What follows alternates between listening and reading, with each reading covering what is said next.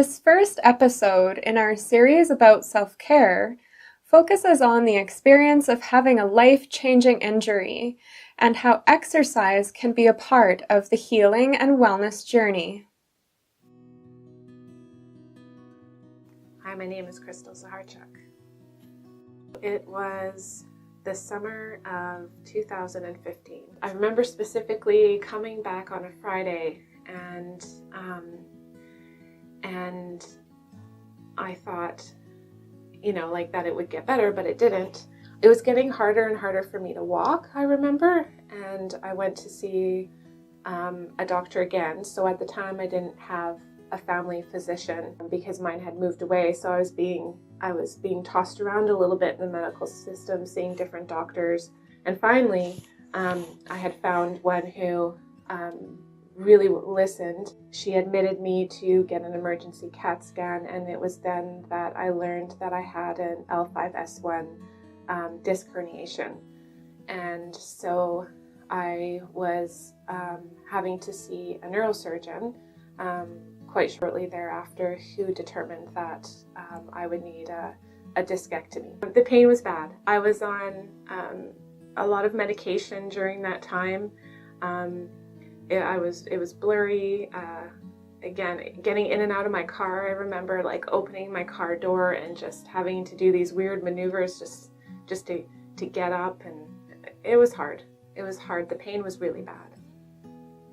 So my father had quite the back injury from a work accident when he was also in his 30s.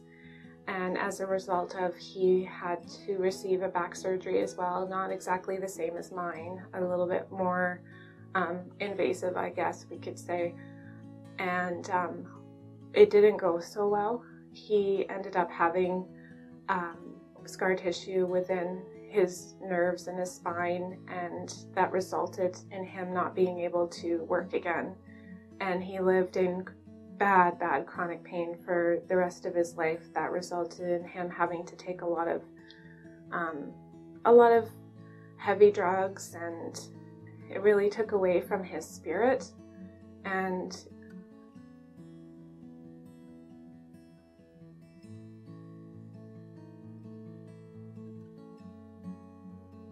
I believe that his experience helped me, because through his pain I learned to be well.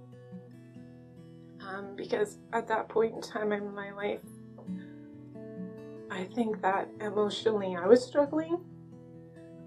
And so even though we were different, there was some guidance there for me. So I did have the fear, but I also had the guidance as well. And so each step at a time, as I walked through this journey, emotionally healing, I paid really close attention to how I was feeling in my heart. And I understood for myself that this wasn't just about I hurt my back. It was so much more than that. Post-surgery for me was a turn in the chapter. After I had the surgery, I remember waking up in the recovery room and just asking the nurses, did it go okay? Yes, Crystal, it went okay, and crying, because I was just so relieved. Once I started moving through physiotherapy, I started getting back into the gym again, and doing some really basic exercises. So it was real gradual. Took a lot of time, step by step by step by step. Since my recovery, I moved from walking every day in my spare room on my treadmill from a speed of 2 to physiotherapy, to really basic exercises in the gym. And I had a goal of getting as strong as I could, and I did well, and I am still doing well.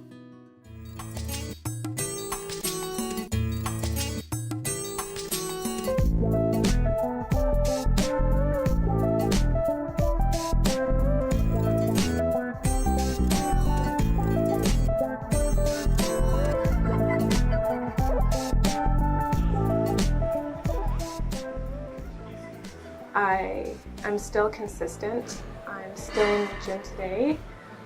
Today I'm working with another fitness trainer who is owner of the gym actually, and he's teaching me so much more. So even though I've been in the gym for so many years, like I'm learning new things every day and getting stronger every day and feeling good about myself. And I mean, post-surgery, I still have numbness down my leg. So on my left leg from my knee down, I can't feel my leg, and then half my foot. And really, when I say I can't feel my leg, it's kind of like comparing to if you go to the dentist and get numbing in your face and you can't feel your face, so but you know it's there, like you can touch it and feel it, but it just feels different. That's the kind of numbness I have. So there's things where I have to be careful of, but I've adapted well,